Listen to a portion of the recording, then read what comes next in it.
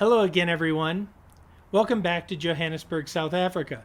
I'm obviously not at the University of the Witwatersrand today, and the reason is that I'm going to talk about something that can be done outdoors, the discovery of new fossil sites. And I'm going to use the lessons I learned from the discovery of the Malapa site back in 2008 to hopefully help you and inspire you to go out and explore and make your own discoveries.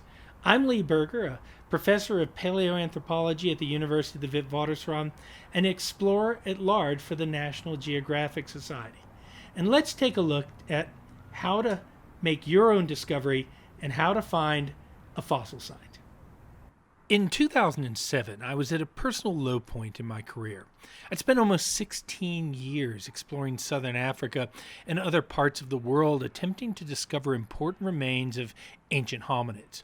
Convention held at that time that there were no new fossil fields to be discovered, and funding for true exploration to new sites and new regions had all but dried up under the pressure of the major players whom held permits to well-known fossil sites in East and Southern Africa. It was at this low point in my life that I perhaps became the last human being on Earth to discover Google Earth, a thing that would literally change my life and perhaps paleoanthropology, but more on that later. I had conducted one of the early satellite-based exploration expeditions for National Geographic, using NASA satellites and primitive handheld GPSs back in the mid-1990s with only moderate success. I'd used the technology to explore regions of Botswana, Central and Western South Africa, and to re-explore well-known regions that held little promise, such as the so-called Cradle of Humankind UNESCO World Heritage Site, a dolomitic landscape just outside of Johannesburg, South Africa. This area held particularly little promise, as it was perhaps the most explored region in Africa for sites that might contain fossil hominids, having been explored continuously since the early 1930s. Few new sites had been discovered, and in fact the only real sites of significance were thought to be those that had been discovered in the first part of the 20th century, such as the sites of Sterkfontein, Swartkrans, and Kromdraai, which all sat within a radius of just over a kilometer of each other. During the course of this work, I discovered a few new sites in the Cradle of Humankind area, like Mtsetse, and I threw myself into these sites, but none of them yielded those all-important fossil hominids that we were looking for at the time. Oh, they yielded plenty of fossils, literally tens of thousands of antelope fossils, but that's not what I was after. Google Earth was a revelation to me. Not only was it free, I'd spent literally tens of thousands of dollars on the satellite data and computers to run the large files back in the 1990s, but I found the resolution extraordinary. Some areas down to 5 meters resolution, even in the more remote areas of the Cradle of Humankind. Of course, I played it first, learning the software, zooming in on my own house to see if I was lying naked by the swimming pool. I wasn't. And then I found that little white box, the one in the upper left corner of Google Earth, where one can put in GPS coordinates. And I had some of the most expensive GPS coordinates ever collected by a paleontologist. And so I put in the first coordinates. Of course, I chose Gladysville, as I knew that site better than anyone else on Earth. And up Google Earth went into space and then zoomed down on nothing, landing hundreds of meters from the cave. I was stunned.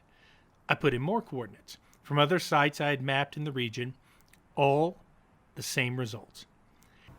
Well, it wouldn't take me long to learn why I had this error.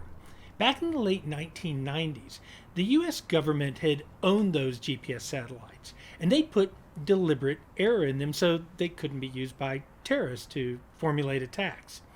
My work had suffered from that. Combined with that error and the primitive nature of handheld GPSs at the time, I'd created a sort of compounding error. It wasn't until the French launched their GPS satellites that this error was removed, but that was too late for me. I had effectively wasted years of my life in collecting bad data, but there was hope. I could see the sites I had intended to map on Google Earth, And so I spent the first few months of 2008 moving the wrong dots to the right places. And as I did this, I began to see patterns. First, it was how the caves were laid out. At that time, I and others had mapped out just over 100 cave sites in the region, and these seemed to form linear patterns in their locations when I looked at them on these satellite images. Also, the fossil sites tended to cluster together in certain ways. What was driving this? Finally, and perhaps most importantly, the correction of this error taught me what a cave site and ultimately what a fossil site looked like from the air.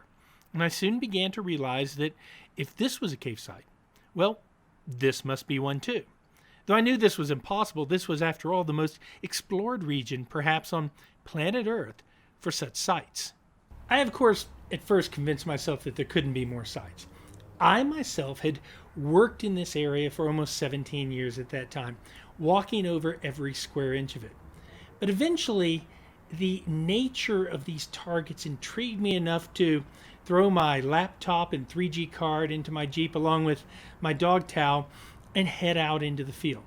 I, of course, did a very human thing. I went as far away from Gladysville as I could get because I knew that area better than anyone else on Earth. I went actually into the edge of the Dolomites, next to a town called Krugersdorp. And on the very first day out, I found 21 new cave and fossil sites. We had all missed them. Well, I was hooked. I would start my own personal exploration program, using my own funds and going out first one, then two, then 3 times a week. I would walk kilometers across the landscape, following targets I had prepared the night before on Google Earth. It was addicting. On the ground, clusters of trees would guide me. Wherever I saw the white stinkwood and wild olive clustered together, both fire-sensitive trees, I knew that the ground beneath was disturbed, either by mining or sinkhole collapse. I soon became a master at seeing the slight color differences of their foliage on the satellite images.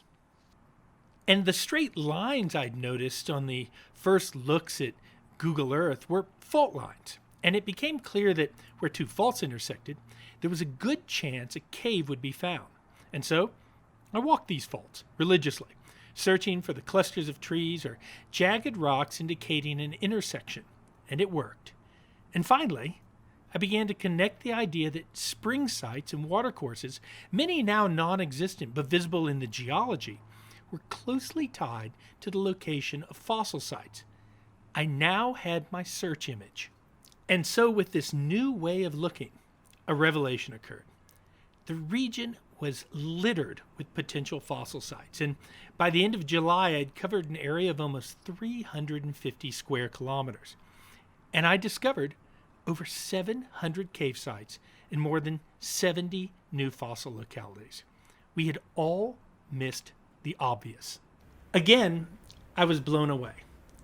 My own backyard was full of hundreds of cave sites and literally the potential of dozens, if not hundreds, of fossil sites we had all missed. This, I knew, was going to be my contribution.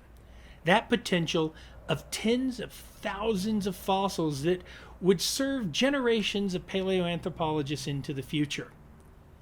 Eventually, though, by July, I had moved back into the area of Gladysville. I'd saved it for last because I knew that area better than anyone else on Earth, and I knew there was nothing there to find.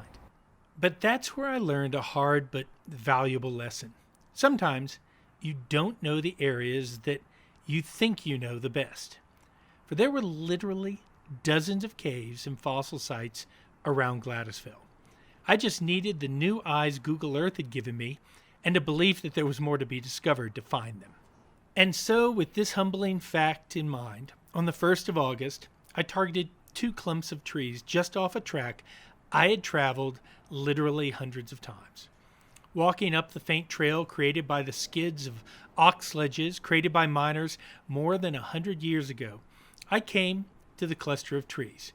And there on the ground, I saw signs of blasting. The very first rock I turned over held a fossil. An antelope fossil, of course, but it was a fossil. As I came upon a small, unimportant looking hole in the ground, it didn't impress me at first. It was too small to be important, barely more than a few meters wide and deep. But it did have fossils, which bothered me more than it excited me, for how had I missed a fossil site just about a kilometer away from Gladysville, where I had spent almost 17 years working? But I was on a mission to explore, so I mapped the little site, noting the fossils, and then I went up the hill and discovered more than 40 new potential sites in that little valley. A literal treasure trove, at least a potential one, had been sitting on my doorstep the whole time. Well, 2 weeks later, I went back to the site. Along with me came Job Kibbe, a postdoctoral student, my then 9-year-old son Matthew, and of course my dog Tao. As we walked up that miner's trackway towards that grove of trees and the little hole in the ground, I told them the story of how I discovered it, how I'd used the technology of Google Earth to see the site. And when we got to the site, I stood over that little hole and I said, "Go find fossils. If you find anything, call me over and I'll look at it and we'll see what this site has to offer." And with that, Matthew and Tao go racing off the site. I thought they were going to go chase giraffe or zebra out in the bush, and I was looking at the site, trying to understand why the miners had left it, when Matthew, who'd now moved some 15 meters off the site into some high grass next to a lightning-struck tree, said, "Dad, I found a fossil." I walked towards him. 5 meters away, I knew that his and my life were going to change forever. But I'll let him tell that story. I'm Matthew Berger, I'm 12 years old, and this is the lightning-struck tree where I found one of the coolest things in the world.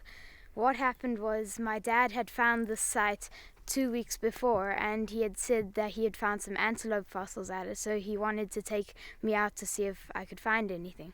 So 2 weeks later we came out with myself, my dog Tao, and his colleague Job Kibbe, and we came to the site and he said, "Go look for fossils." So I ran off down a path trying to catch my dog Tao, and as I was running, I tripped over a log in the middle of the path, and as I was tripping, I saw a fossil sticking out of a rock right next to this tree. And when I got up to dust all the dirt off myself, I picked up the rock, and there was the clavicle of a hominid sticking out. But at first, I didn't know it was a clavicle. I thought it was an antelope fossil. So I called my dad over, and about 5 meters away, he started swearing. And I was like, "What did I do?" And he's like, nothing, you found a hominid." And I was pretty shocked, but I wasn't as shocked as I would be when it actually got released, because I never knew it was going to be that big. I just thought it was going to be just another fossil find. Well, that's the story of the discovery of Malapa and Australopithecus sediba. There's more to that story, and I'll talk about it in later lectures as we look at that new species that's 2 million years old. But there's a couple of lessons I'd like you to take away from this story about that discovery. The first is that there's more to be found out there. I was under the impression that everything had been found in that region, and so maybe I quit looking. I speak to school children all over the world, and there seems to be this perpetual idea that the great age of exploration is over, that it was the age of sailing ships and going to places no one had been before. But the story of Malapa tells us that in order to get in things like National Geographic, you don't have to climb up the south side of Everest naked with a dead parrot on your shoulder. You can sometimes find the most extraordinary things in your own backyard. The places you and others have looked and think there's nothing left to find. Remember, Malapa was right next to where I had spent 17 years.